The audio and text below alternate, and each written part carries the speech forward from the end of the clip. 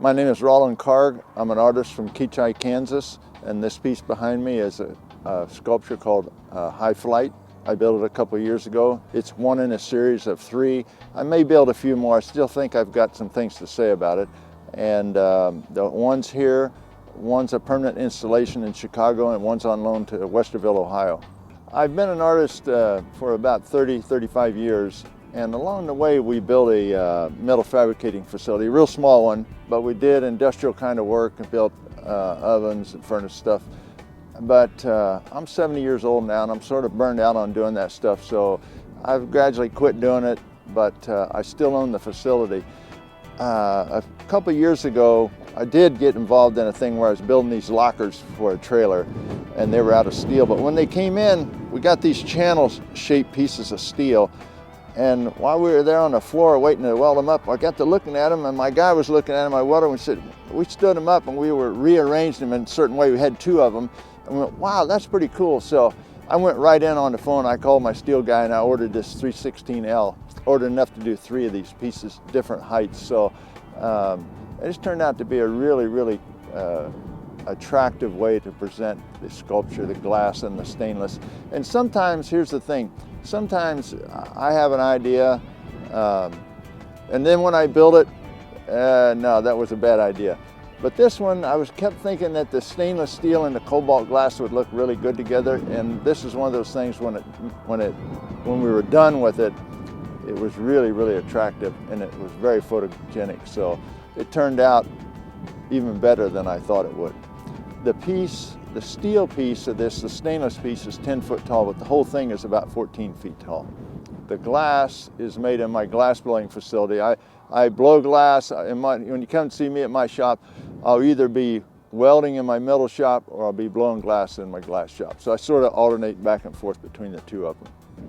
I decided to enter Voices because we've been traveling through this area for years, and actually staying here at this hotel ever since we probably were here maybe the first week or 2 it was open.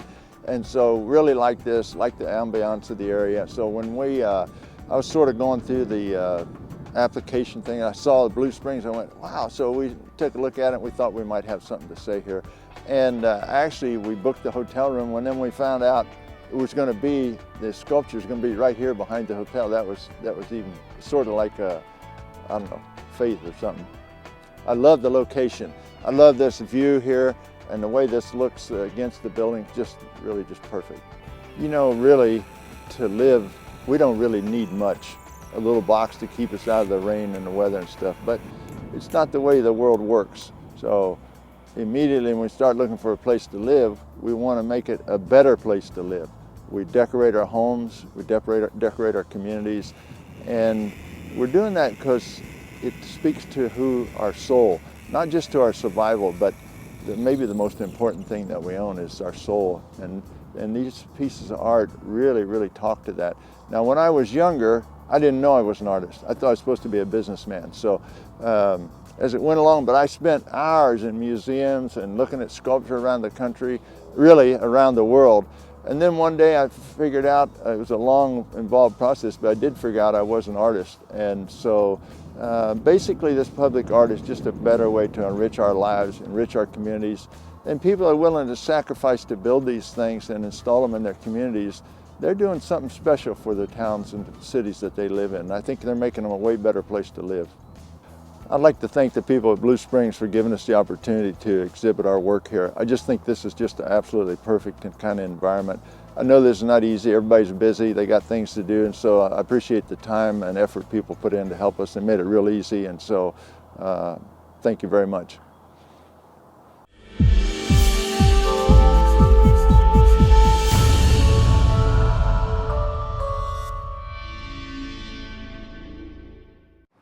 I'm Reverend Marie Swanson from Denver, Colorado, and this is taffeta.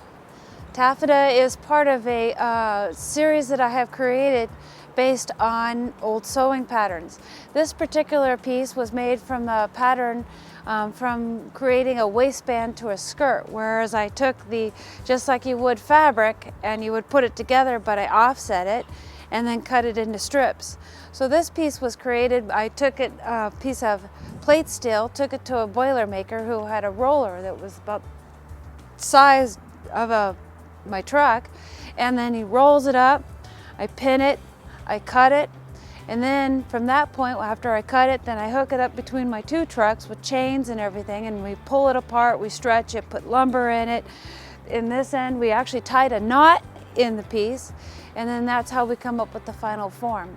So how the work is painted or finished is that after many, many hours of grinding and sanding and shaping and pulling and welding in cathedral joints to support it and putting on the feet, well, then I go through a process of powder coating, and this is kind of my special process that I've developed with my powder coater.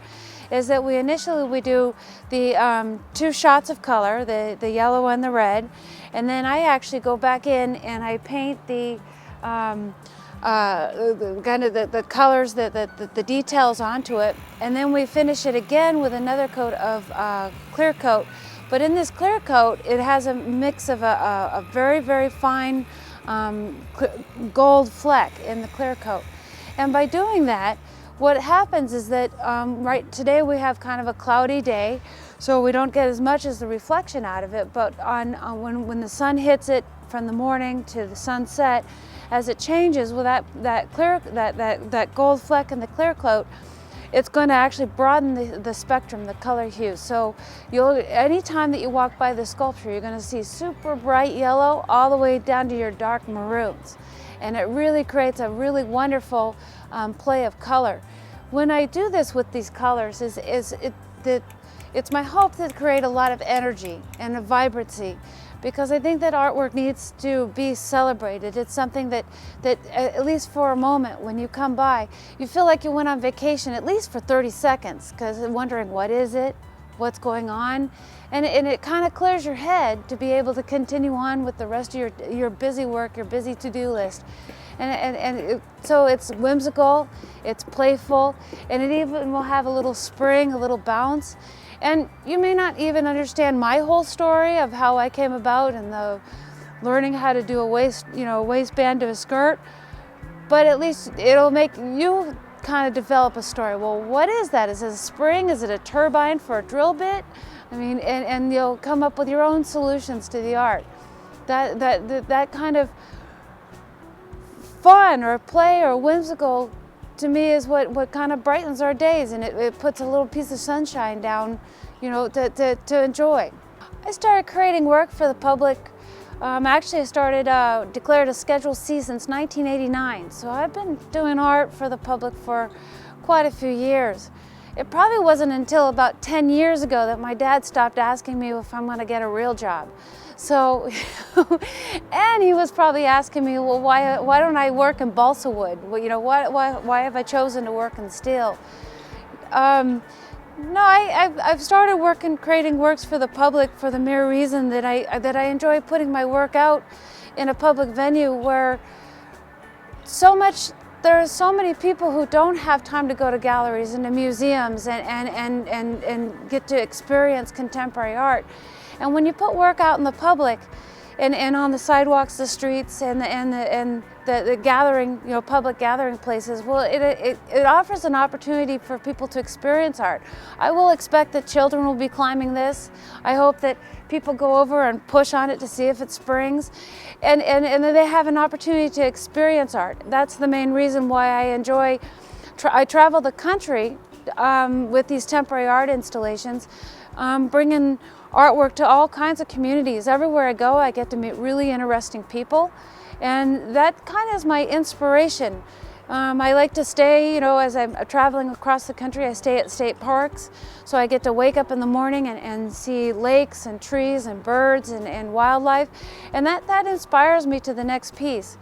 The reason why I came to Voices is because that when I read the prospectus, is that the idea of the voices, meaning that this piece to me is a woman's voice, a contemporary woman's voice, and to participate in a program where we can, as artists, we can make a statement, bring it to the public, and that people can enjoy it, is the reason why I said yes. When I saw the perspectives, I'm entering, I hope I get selected. So I feel that public art is very important because I think it's the artists that are going to help put together our culture, make us grow, bring us together, and also create a commonality in terms of, gives us a sense of place, a sense of, I guess, belonging. And things that occur, like big events like 9/11, events like that really are a cultural setback. I think that it's up to the artists for us to give some sort of pressure valve to make sense of these events, and it's so as kind of repair any holes that happen in the cosmic conscious, that we can help bring people together, give them some happiness, give them a chance to reflect, and to have some appreciation outside of what the ordinary things that we see of typical constructions. I would like to give a very big thank you to the City of Blue Springs for allowing me to bring my art. That I know that for all the hours, the countless hours I spend creating this artwork, I know that there are probably tenfold hours of volunteers, folks raising money, trying to figure out how to get the artwork here. And I just want to say that as long as those people are working hard, I'm going to work hard in my studio to bring artwork here.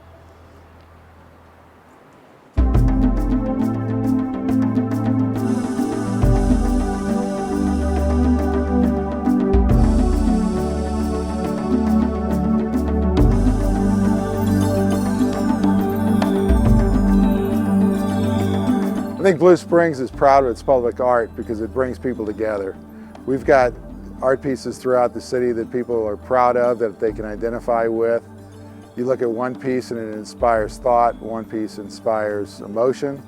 There are pieces that are whimsical and are just there to bring a smile to your face.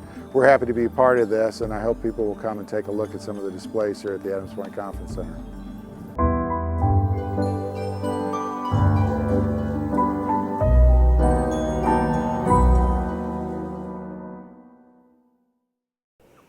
My name is Janet Kimmerline.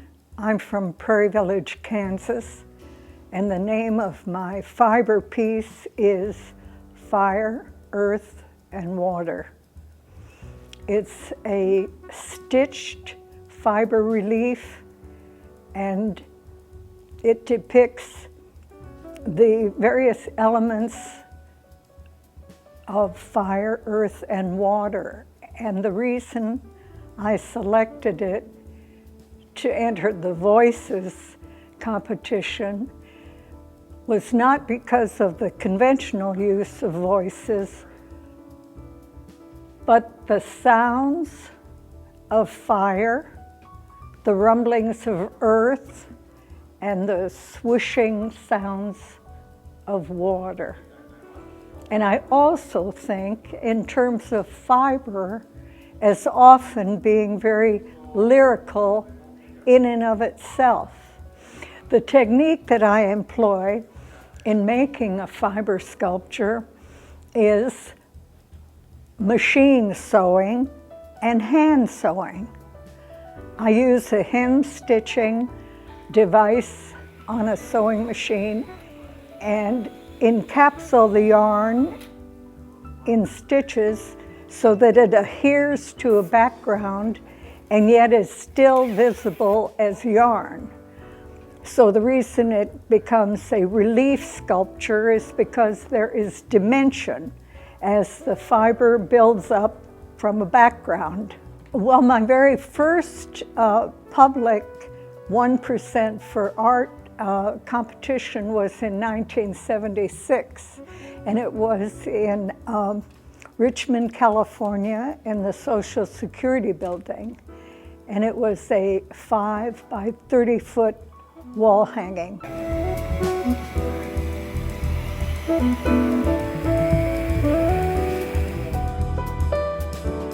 Well, it's very important because the number of people who actually go to museums is only a small percentage of the population. Many people are interested and would be more interested if they were exposed to art. So having pieces, it's always been important to me to have my pieces in public areas where as many people as possible became familiar with original art without having to take a special trip to a museum, which is also a wonderful idea. Well, I think the city of Blue Springs are pioneers in the whole public art movement, and it's very courageous of them and imaginative. And I, as an artist, am very appreciative of their involvement in public art.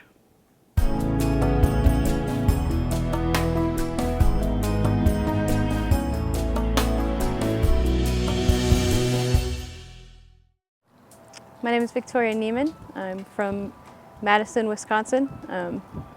This is my work, Breath, and it's aluminum and stainless. It's about 9.5 to 10 foot tall and about 6 foot wide. I've been doing public artworks of, significant scale for maybe 5 years now. I'm kind of just starting out, so shows like the ones in Blue Springs are a perfect fit for me. They, give an emerging artist a nice place to exhibit, and it's really great to be in the public eye. Well, the concept for this piece actually originated with the concept for the show, which was voices, and the leaf itself is, a metaphor in my mind for how verbal communication works. We speak in a way that my statement to you may be interrupted by, your perception or whatever along the way. So what I intend may not be what's there. And in a lot of ways, it's like a leaf that's been tossed around on the wind and maybe decays a little bit over time. In terms of how I build this, I kind of am an intuitive painterly type of sculptor. I work very on the spot and directly with a paper pattern or some kind of goal in mind, but then I'm free to accept chance and change along the way, and I work with the materials. This in particular, this method is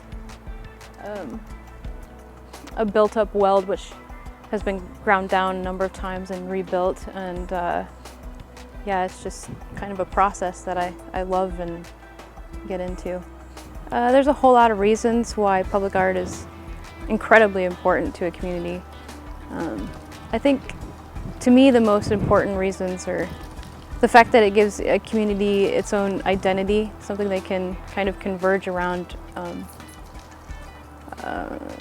talk about.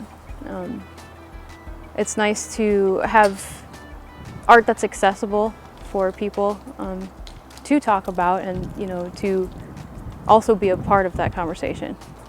I think Blue Springs has done an amazing job with their program here. The work that you've done just since I exhibited last time is wonderful. It's beautiful, the landscaping and the new buildings. It's all really coming alive. It's very vibrant, and it's really nice to be a part of this, and I'm very proud to be a part of this, and I thank you for that. I'm always excited this time of year. I really appreciate Eleanor Frazier when we have the presentation of our art collection, because it's almost like Forrest Gump. I never know what I'm going to get. But one of the things that she does a great job in, and the committee that she works with, in selecting the people to bring something that's unique to Blue Springs. And again, I am not disappointed again this year. And one of the good things about art, it creates conversation. Art is in the eye of the beholder on what you think it's about and what your values are. And a lot has to do from where you came from. And so again, I'm just excited about the pieces that are being brought here this year. The one standing behind me is very colorful, and I'm certain that I will have conversation with some of my council members and constituents about it. And so the tradition goes on. A lot of times people find that a city our size, 50,000 people plus, but Blue Springs in the state of Missouri is the 10th largest city in the state of Missouri. And we have the type of people here that enjoy all aspects of life. We enjoy the arts, we enjoy sports. We're a complete community. And so certainly this art that we have displayed throughout the city, and if my memory serves me well, I think we have over $1 million worth of art in this community.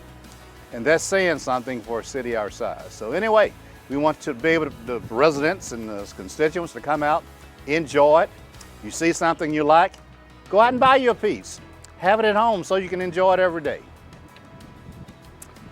This is Mayor Carson Ross from the great city of Blue Springs, a city on the move.